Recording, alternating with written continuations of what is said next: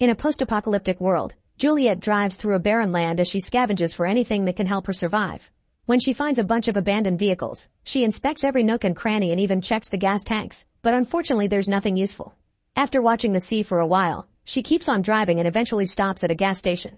With a gun in hand, she looks through all the shelves for any food to no avail. Suddenly the ceiling starts shaking and the growling of a monster known as Reaper can be heard coming from the upper floor, so Juliet immediately goes away. While driving, she gets in contact with her friend Harry, who is part of her survivor group. Juliet informs him that her battery is running low and that she'll take a shortcut to return to their base. Moments later, she stops the car when she spots an abandoned RV and takes a closer look, only to find a severely wounded man. As she threatens him with her gun, she demands to see his wound and asks where the Reaper went, to which the guy replies he's locked it inside the RV. He also points out there are cans of food in the RV before asking her to end his suffering, but Juliet just tells him she must save bullets so he can die by uncovering his wound.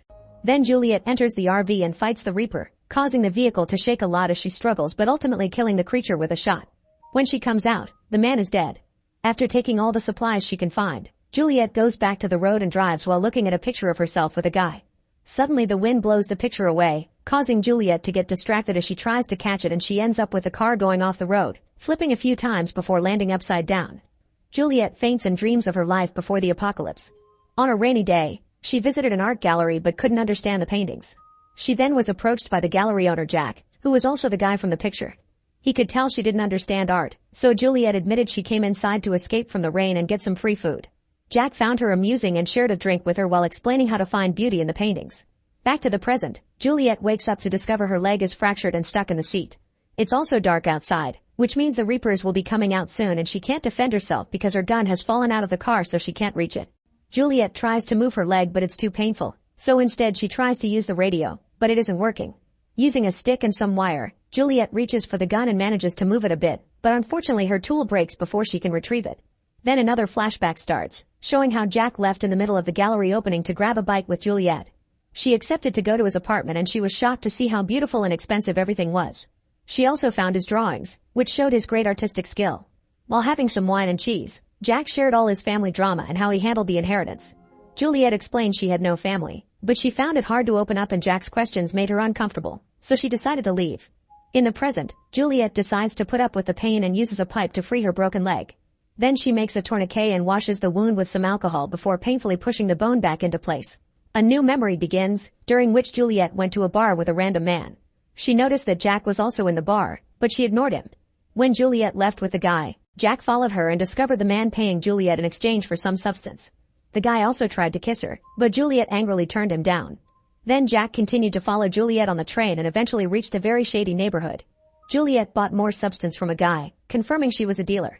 At that moment Jack showed himself, so Juliet allowed him to come with her into the building, where she had to pay another dealer before being able to enter her apartment.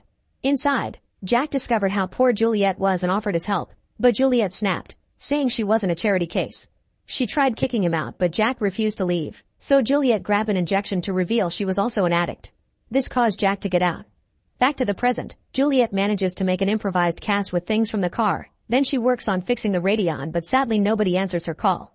At that moment she hears a Reaper approaching, so she quickly crawls out and grabs her gun before hiding in her car. Juliet stays quiet while the Reaper wanders too close to the vehicle and suddenly the radio comes alive with Harry's voice. The Reaper hears it and comes her way, so Juliet has no choice but to throw the radio out of the car. The creature finds the radio and throws it away before approaching the car, but when it's about to get inside, it hears a noise in the distance and goes away. Afterward Juliet replaces the bullets in the gun while going through another memory. One evening, Juliet was beaten up and went to Jack's apartment for help. Jack didn't judge her or ask questions. He gently cleaned her up, tended her wounds, and left her to rest. The next morning, they had breakfast together and Juliet asked if she could go for a walk. Jack guessed she actually needed a fix, so an offended Juliet tried to leave, only to find the door locked. When Jack told her he wouldn't let her go until she was clean, Juliet got furious and started breaking Jack's things as she screamed. Jack waited for an opening and then hugged Juliet, comforting her with a kiss. In the present, Juliet finds some glow sticks and throws them outside to see if any Reapers are near. She doesn't see anyone, so she comes out and retrieves the radio. Suddenly she hears a weird noise and tenses, so she throws the glow sticks in various directions until she finds a Reaper on top of her car.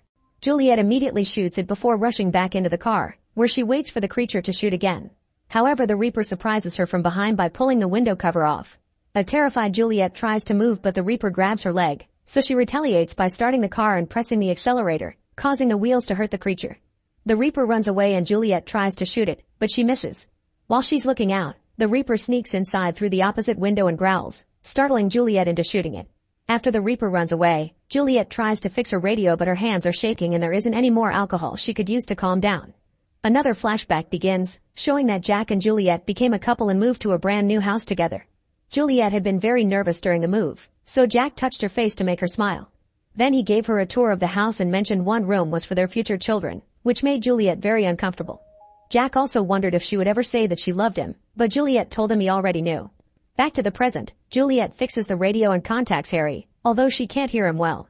She tells him what happened and asks for help, but after Harry says something about a beacon, the connection is lost. Juliet searches the car and finds a box with a beacon, so now she'll have to read the manual to activate it. As she works, she thinks about the day she discovered she was pregnant. The couple was very happy to see the positive result on the test, but unfortunately 9 months later the baby died during labor and the couple had to go home to an empty nursery. In the present, Juliet manages to make the beacon work. Then she barricades the windows just in time for the creature to come back. After seeing her through the windshield, it moves to the window and tries to push the cover, so Juliet pushes it down with her feet. The Reaper decides to start hitting the car instead, and at that moment Juliet gets a call from Harry, who tells her they'll save her soon and reminds her to use light on Reapers. Juliet knows this, but her flashlight is broken. Suddenly she hears a noise and turns to discover that the creature has broken the windshield, so now it's coming after her from the front. Thankfully now Juliet can turn on the headlights, and the brightness scares the creature away. Afterward Juliet calls Harry, who is bad news. They will not rescue her until sunrise because it is too dangerous to go out that far at night. This triggers another memory.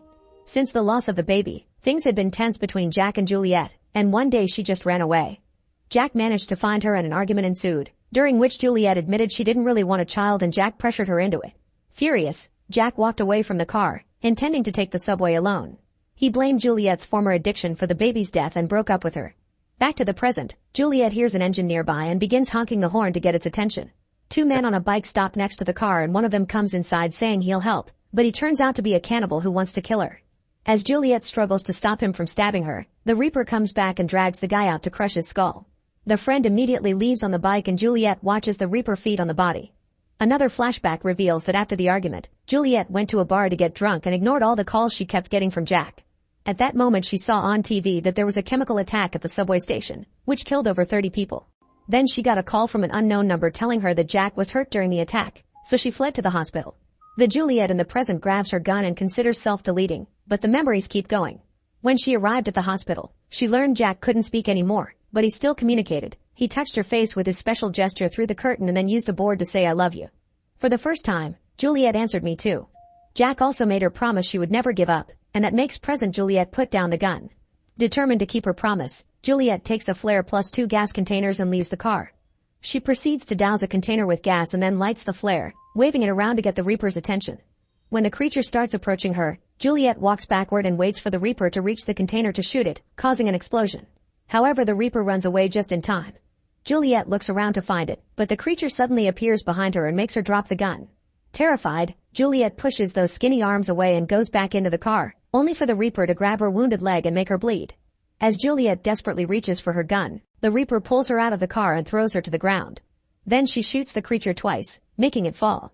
Once the creature stops moving, Juliet cries and remembers the day she went back to the hospital only to discover they took Jack away because he died, causing her to have a breakdown.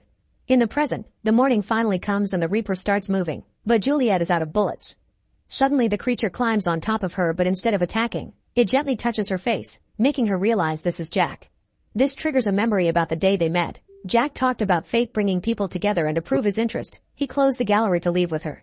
In the present, Juliet hugs Jack while finally telling him that she loves him. After putting a new bullet in the gun, she pushes their heads against each other to end things and go into the afterlife together. Make sure to subscribe and turn on notifications so you can watch more videos like this. Thanks for watching.